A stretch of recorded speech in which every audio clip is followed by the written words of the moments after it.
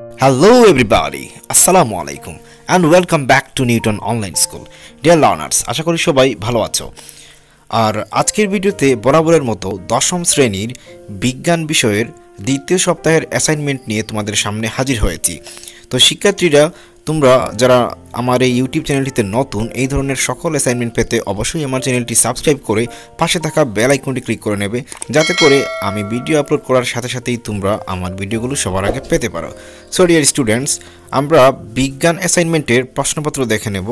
শিক্ষার্থীরা, এখানে তোমার পরিবারের সকল সদস্যদের বিএমআই নির্ণয় করে প্রত্যেকের জন্য খাদ্য গ্রহণ সংক্রান্ত একটি পরামর্শ তালিকা প্রস্তুতকরণের কথা বলেছে। তো শিক্ষার্থীরা, আমি এখন চেষ্টা করছি খুব সুন্দর করে এই প্রশ্নগুলোর উত্তর দেওয়ার, যাতে তুমি খুব ভালো মার্কস পেতে পারো এখান থেকে।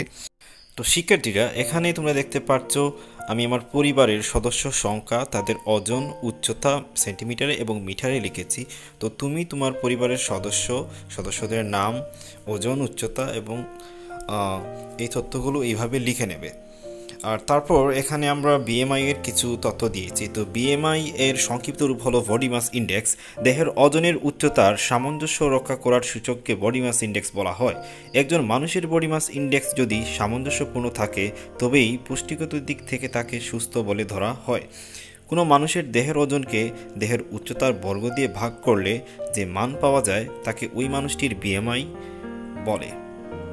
তো শিক্ষার্থীরা, এখন আমাদের এই যে বক্স দেয়া আছে, এই বক্স থেকে আমরা পরিবারের প্রত্যেক সদস্যদের বিএমআই হিসেব করব। আমরা সূত্র প্রয়োগ করে বিএমআই নির্ণয় করব। তো শিক্ষার্থীরা, আমরা দেখে নিই কীভাবে আমরা বিএমআই বের করি।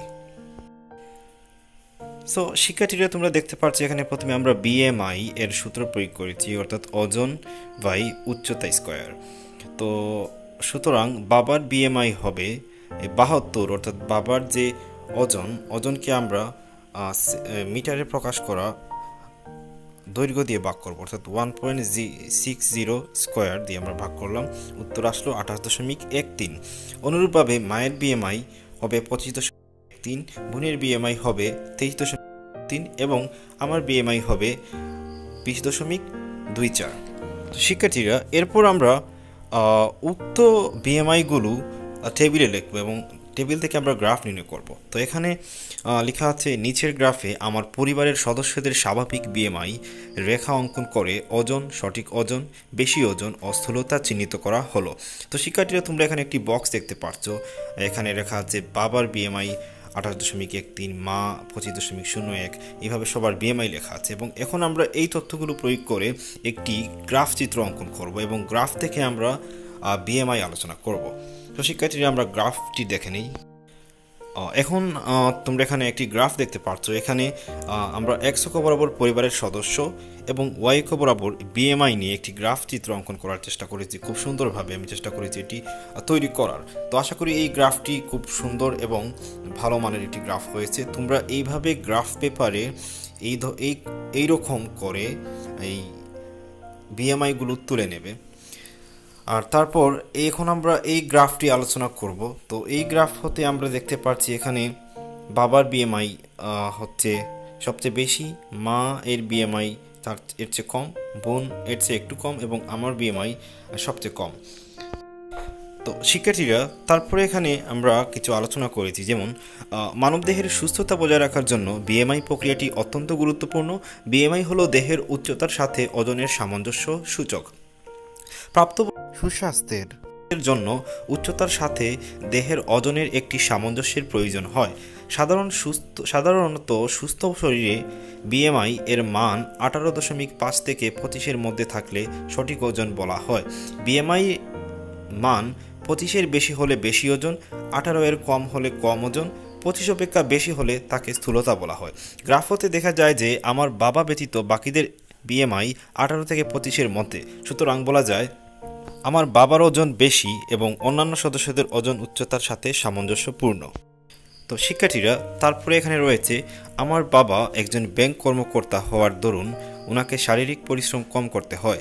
তাছাড়া প্রায়ই ওনাকে বাইরের খাবার গ্রহণ করতে হয়।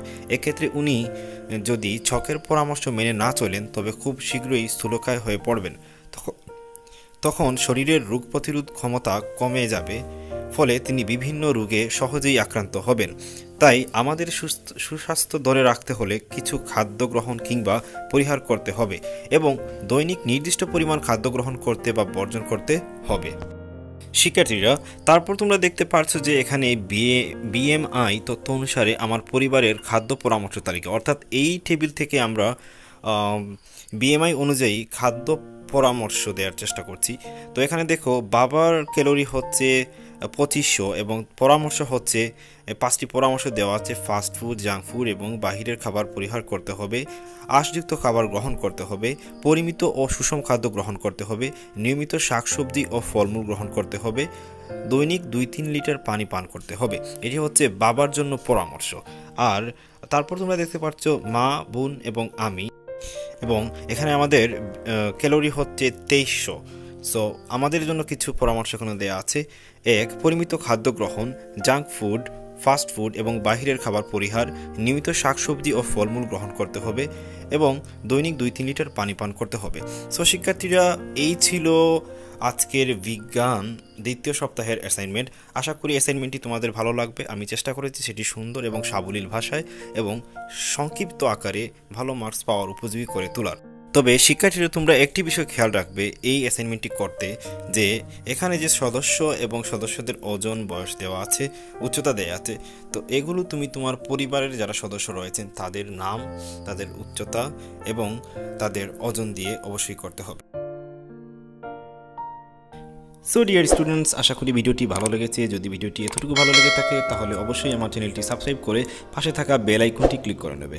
সো ডিয়ার স্টুডেন্টস, দেখা হবে পরবর্তী ভিডিওতে। আনটিল দেন, আল্লাহ হাফিজ।